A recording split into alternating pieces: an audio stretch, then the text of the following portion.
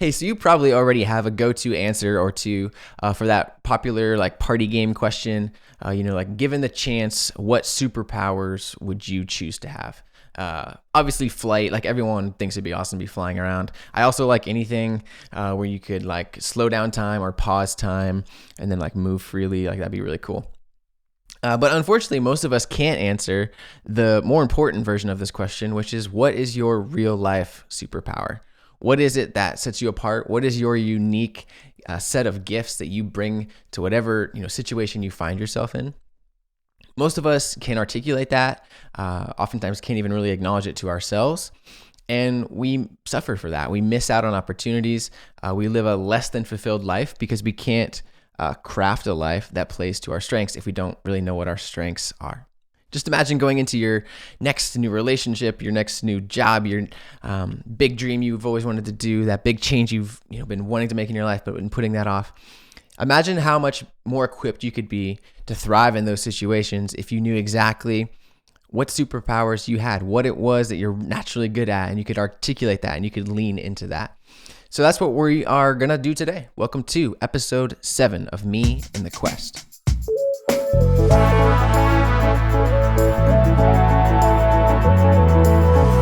Hey, what's going on? Really glad you're here. My name is Ben Crosswaite. This is Me in the Quest. This is a show to help you do big, meaningful things in the world, make big changes in your life.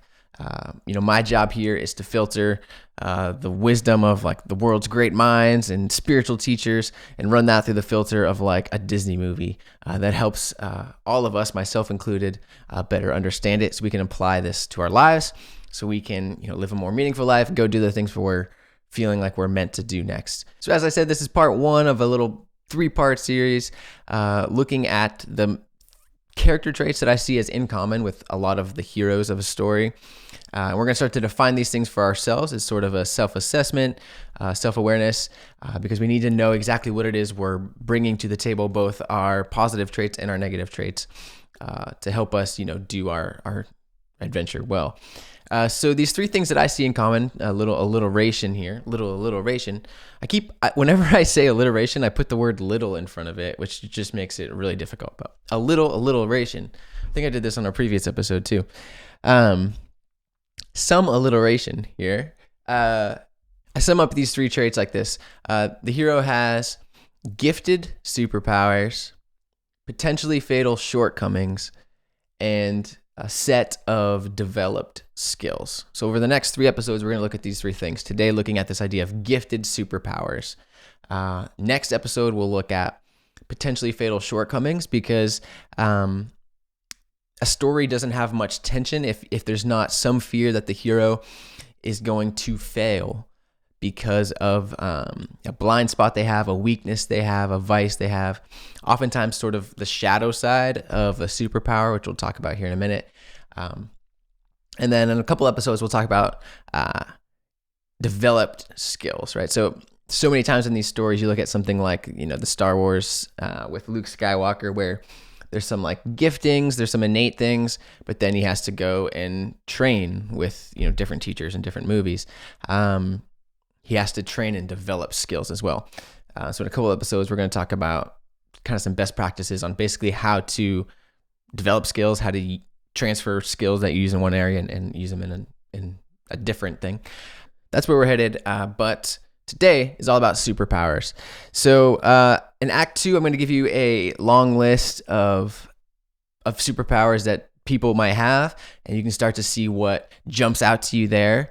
Act 3, I'm going to point to some of my favorite resources and practices to help you really nail this down for yourself. But of course, starting before Act 2 and Act 3 comes Act 1. So let's jump in there and talk about this big problem that I see as it relates to us and our superpowers and our awareness or lack thereof. All right, so let's talk about that. So if you've been listening to the first 6 episodes, you know that Act 1, we're talking about this problem. What is the problem that we're facing in this episode? As you think about superpowers, as I was thinking about this episode and how I wanted to approach it, at first the problem didn't jump out to me because we're talking about superpowers. We're talking about, sort of just a positive view about what we bring to the world, and it's a pretty positive episode. I want people to leave this this episode and the exercises that go with it, feeling a little bit, inspired, a little bit empowered, a little bit clearer about what makes them special and what they can offer to the world. But as I thought about it, I started to see a problem pretty clearly, and it's this. Many people, as I think about the people in my life, and probably the people in your life, most people spend most of their time in an environment, in a life that doesn't play at all to their superpowers. And no wonder there's so much unfulfillment, discontent, sense of that this can't be all there is to life. Because if we're gifted with all these innate things that we can bring to the world, sort of our reasons for being here, but we're never utilizing those, they're just going to waste, laying dormant. I love in the movie Onward, the Pixar movie, the whole idea there is that it's this magical world, fantasy characters and centaurs and unicorns and all this trolls. But basically, over time, as technology progressed, all these creatures forgot and or didn't care that they had magical abilities. And throughout the movie, part of the transformation in that movie is that not just the main characters, but the whole world that's created there, they remember that they have these innate abilities that they weren't using. And so I can't help but think, if you're discontent, if you're frustrated, if you feel just bored and unchallenged, I think part of that, in all likelihood, if you look at your superpowers, which we're going to talk about in just a minute, and you look at your life, how much overlap is there? And we all got to do things that are just boring and monotonous, and we got to, do the adulting thing, and we got to pay bills and work jobs and spend time with people we don't actually like that much, but we got to, cuz whatever. That's just part of it.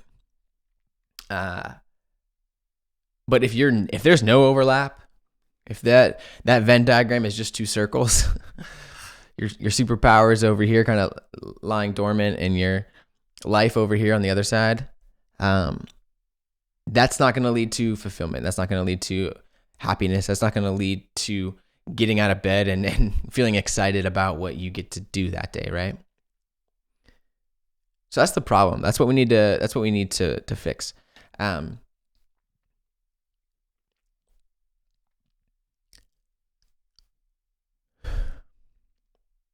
So that's part of the problem. I would say the other part is that, some people I think are pretty self-aware about what it is that they bring to the world, and they, but maybe they're still frustrated that they're not getting to do it. But most people just aren't aware of what they have to offer. And that's sort of the real tragedy, right? You can't. It's sad enough and frustrating enough when you know what you can bring to the world and you're not finding an outlet for it. But it's another layer of despair and frustration or discontent when you don't even know or you believe that you have nothing to offer the world. And that's what I want to push back against today. I really do believe. I'm sounding a bit of like a Mr. Rogers, Daniel Tiger thing going on here, but like I really do believe that every person has something that they can. Has a unique combination of superpowers to bring to whatever it is they do. And so, if you feel like, nah, I don't, like I'm the exception, please stick around because I hope that I can do something today to persuade you that that's not the case, right? And then I'll also add before we move on that if you are either already pretty aware of like what it is you bring to the world, or through this process you develop that, but you're like, okay, I like this idea of like building a life that plays to my superpowers. Like, tell me more about that. That's really one of the big ideas of this show. So I would just say, make sure you subscribe on YouTube or Apple Podcasts or Spotify. Make sure you follow me on Instagram at @MeAndTheQuest, because really that's the goal of this project. So if that part of it sounds interesting, how do I kind of build a life around my superpowers? That's one of my big passions in life and trying to figure out. So you're not alone in trying to figure that out. And hopefully if you stick around, I can help you with it. All right. Act 2. So what exactly do I mean by superpower anyways? It might be helpful to contrast superpower with a skill, right? So which I want to talk about in a couple episodes. A skill is something you've developed.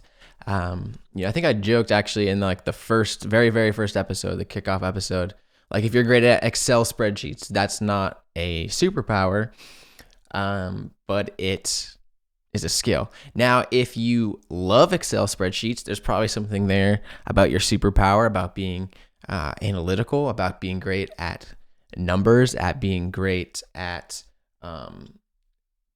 sort of that visualization, that understanding of complex issues that happens. If you are someone who loves Excel spreadsheets, there might be something there deeper. That's a superpower. Being a good boss, that is a skill. But maybe there's some thing there about leadership, about maybe like empathy, where you're a good boss because you connect and understand your employees really well. A superpower is an abstract thing that we can't turn on and off, that we bring with us in whatever environment we go into. So you might be wondering too, like, well, Ben, what is your superpower or superpowers?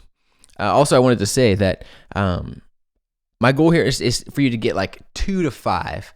And I think like if you get as many as 5, probably good to sort of prioritize them. Like, like some superheroes, like they can fly, they can like pick up a train and throw them, but then they can also do something like more like sort of interesting. Like I can hold my breath for 3 minutes. Like, okay, that's not as cool as flying, but it's still a superpower, I guess.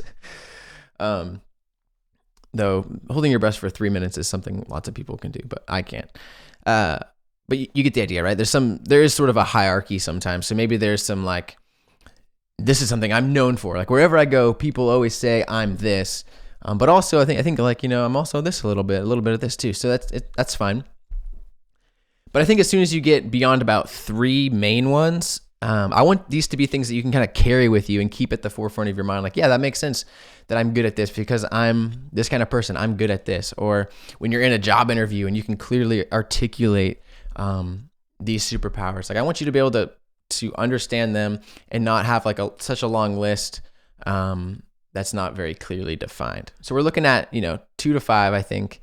And I think they can change over time. I don't know how much the superpowers change over time. I'm sure they do a little bit. But also our understanding of them will change as we become more self-aware, as we experience more things. So it's totally fine, I think, that, to hold this somewhat loosely and that the list will change a little bit over time. As far as like what I'm seeing as my superpowers, I'm still developing the list, but I'll give you an example. One of mine is what I'm calling imagination. Now, for a while, I would have called this creativity. And this actually gets at what I'm going to talk about both in the epilogue today and next episode, and what all of next episode is about, which is about this idea of potential shortcomings. It used to be that I would have said, something I bring to whatever environment I'm in is creativity. But I heard someone, Jerome Lubby, I believe is how you say his name. He's an Enneagram teacher and also a neurosurgeon. I think he's a surgeon and he works with brain science. I don't know exactly what he does. He's smarter than me, I know that. But I heard him on a podcast one time talking about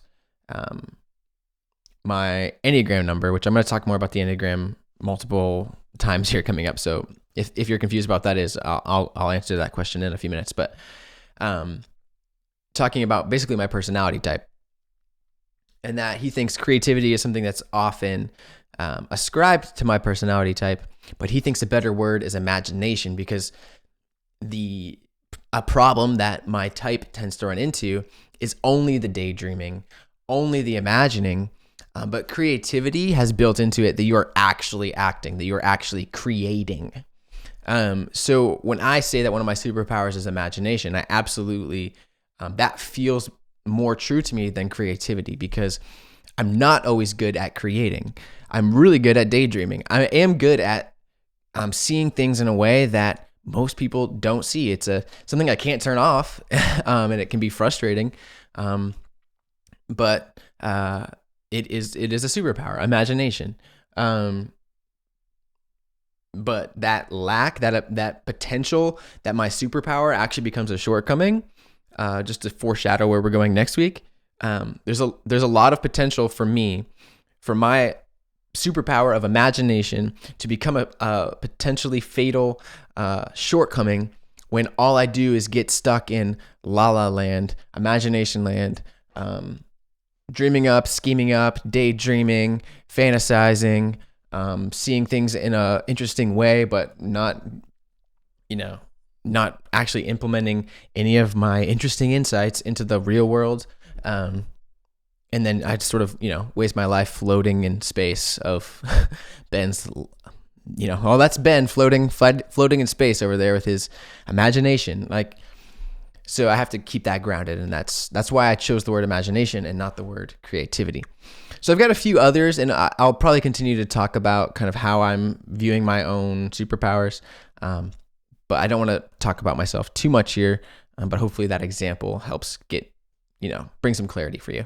So let me run through just some words that's, and kind of see if any of these jump out to you.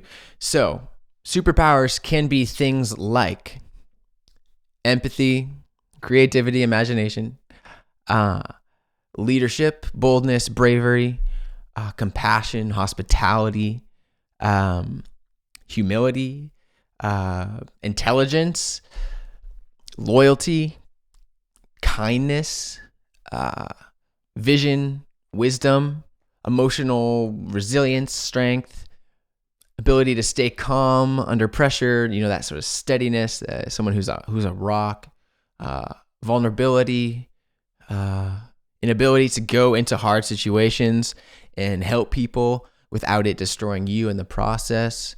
Again, I don't know what you call that. There's probably a more succinct term for that, but that's not one of my strengths at all. So I haven't given that one too much thought. But I hope that's starting to paint the picture. I hope that even if you're someone who's kind of down on yourself, that something in that list can jump out to you. If you're not starting to get any ideas yet, don't go anywhere because let's get into Act 3 and talk about some of my favorite resources and practices and ways to name in ourselves what exactly our unique set of superpowers is. What is it that we bring to the table? So let's talk about some of my favorite ways to discover our superpowers. I love personality tests and assessments and things like that. Things like Myers-Briggs are helpful.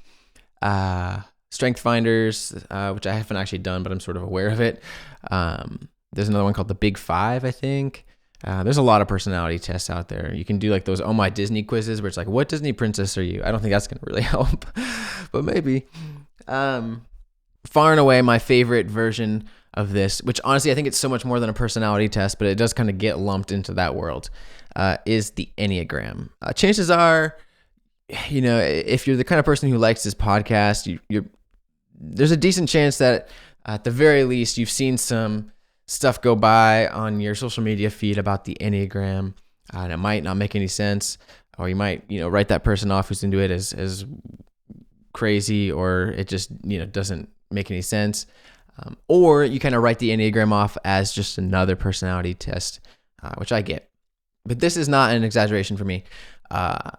Going deep on the Enneagram over the last few years has been, I think I can say, the most important, insightful practice for me to become a healthier person, to understand myself, to understand others that are in my life. It's been the thing. It's been the best thing. And actually, in today's epilogue, the conversation at the end of the episode, I'm going to devote that to talking about what I would recommend, sort of where to start, all the way from like free like website stuff to check out, podcasts, books, then to like if you want to really go deep and like sort of next level Enneagram resources. I'm going to share my favorites in the epilogue. Something the Enneagram has done for me is allow me to embrace what it is that I bring to the table without feeling guilty that I don't bring other things. Honestly, things like my imagination, things like my interest in reading, deep psychology or philosophy or, spiritual books, that I can sometimes, sometimes before the Enneagram, I would wonder if I was just too selfish and too self-absorbed, which is a tendency, absolutely, to be self-absorbed for me. But the Enneagram has helped me see that some of these things that I wasn't really sure how much I should embrace are my superpower, are the gift I bring to the world. And it's helped me see that, what some of the things that have changed my life the most are books, are podcasts, are speakers and writers and musicians. And so it's a noble thing for me to share ideas, to make art, to do that. It's something that I have learned to embrace, and some of that is from the Enneagram. It's also helped with other things other than just this imagination, creativity side of things. It's really helped me understand myself and understand what it is I can bring to other people that not everyone can bring. The Enneagram is brutal at highlighting the shadow side, at highlighting your weaknesses, at highlighting blind spots that just kind of punch you in the gut. Where I started with the Enneagram was Richard Rohr's book on the Enneagram, and reading the chapter on what I later determined for sure was my type was one of the freakiest experiences of my life. I just never experienced where sentence by sentence by sentence for a couple pages was me. It was creepy. It was like am I on a hidden camera show right now? I remember reading that chapter, sitting on the porch in our apartment in Durham, North Carolina. Nice day outside, sitting there by the trees, probably drinking a coffee, I'm sure. And literally reading a couple of sentences and then putting the book down and looking around, because it was that spot on for me. So it highlights your strengths and your weaknesses. I cannot recommend the Enneagram enough.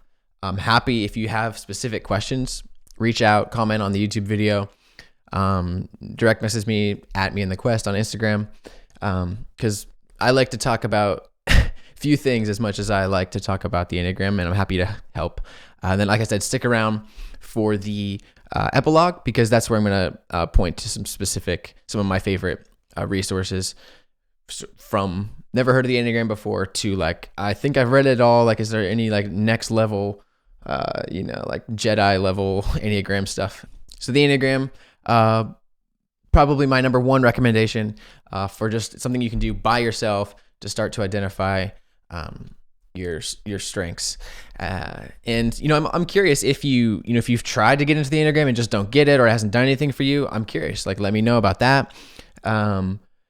If it's changed your life too, I'd be curious to hear your stories and what it sort of highlighted for you. So again, comment on YouTube, hit me up at Me in the Quest on Instagram. A couple other practices to help you identify your superpowers. One, just straight up ask your closest friends, your boyfriend, girlfriend, husband, wife, your parents, your lifelong friends, the person you are just getting to know at work, whatever, whoever, make it weird. It's okay. Of course, this also comes to one of my superpowers as well, which is a superpower that can also be a weakness is I'm happy to just go really deep and really vulnerable and really personal really quick. I'll just meet you, and when the other person is ready to meet me there, we become good friends like that. When they're not ready, it can be a little bit probably off-putting.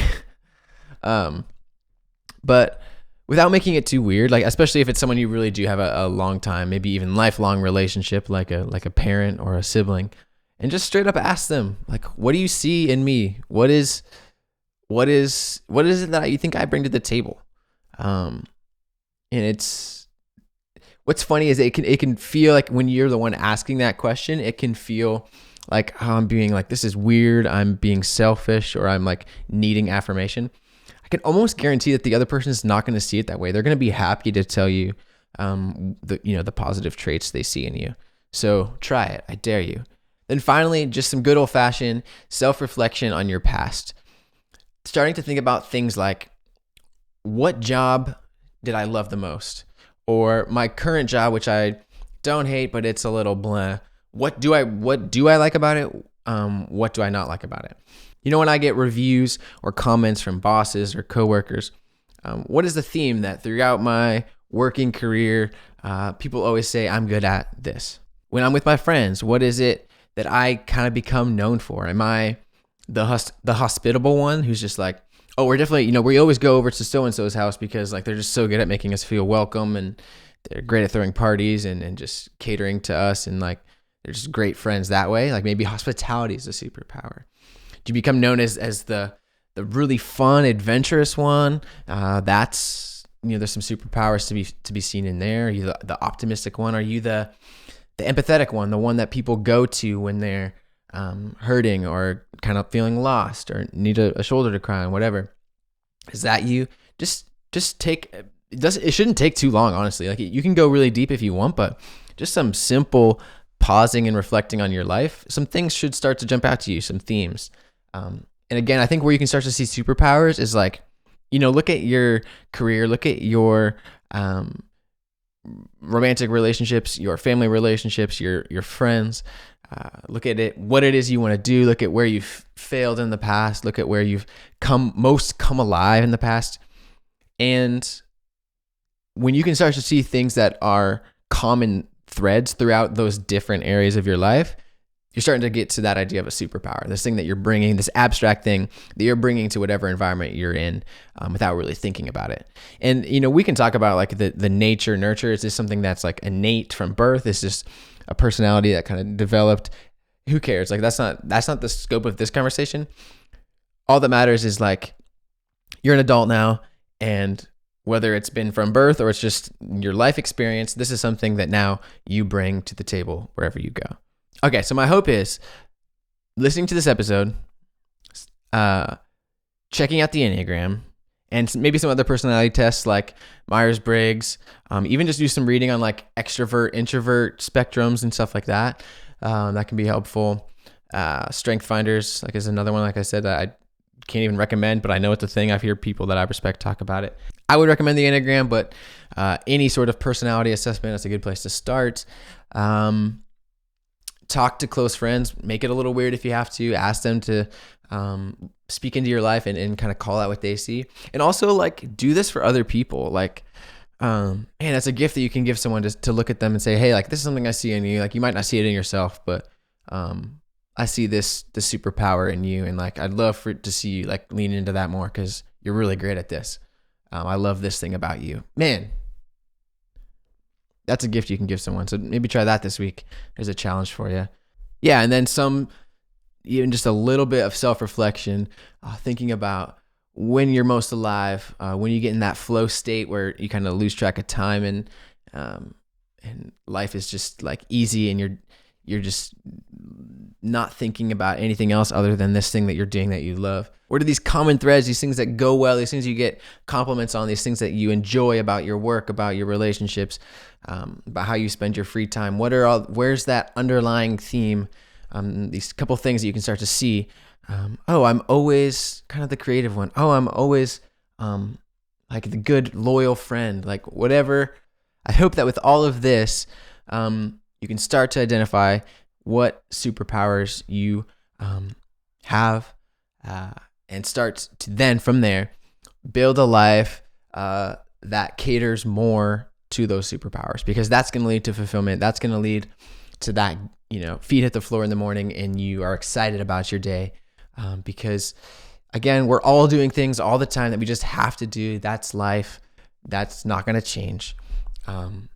But when some part of your day, most days, allows you to really play into your superpowers, you're going to make the world better. You're going to have more fun. Yeah. I mean, who doesn't want some of that? I want a more fun, world-changing life. That sounds good to me. All right. Thanks as always so much for listening. Next week, we're going to talk about this idea of potentially fatal shortcomings, that when you watch a hero and for the story to be good, there has to be some fear. Think about Frodo and how many times he almost gives in to the power of the ring. It's that sense that, the hero might not make it. The hero might blow their chance. The hero might be blindsided by this weakness they don't even know they have. So next week, we're going to talk about how to see those shortcomings in ourselves, and then obviously, good steps to take to mitigate that problem and make sure that we can play to our superpowers while also avoiding the pitfalls around what our shortcomings are. Even if that's all, you ever get out of this show, if I make 500 episodes and this is the only 2 you ever listen to, like, man, that could really help, right? You're identifying what you're really good at, and you're putting that into practice in your life, and you're becoming hyper aware of like your weaknesses, your downsides, your negative tendencies. Man, that level of self-awareness right there could really leave a positive impact in your life. That's my hope. The epilogue today, we're talking about the Enneagram. I want to point to my favorite resources. Like I said, anywhere from I've never heard of the Enneagram before to I think I've read or listened to everything I can about the Enneagram. Is there anything else? Like I kind of want to go next level. I'm going to point to all my favorite books, podcasts, resources, YouTube channels, all that stuff. So stick around for the epilogue. If you're on YouTube, it'll pop up on the screen somewhere. And if you are listening to the podcast, sit back, relax, do the epilogue.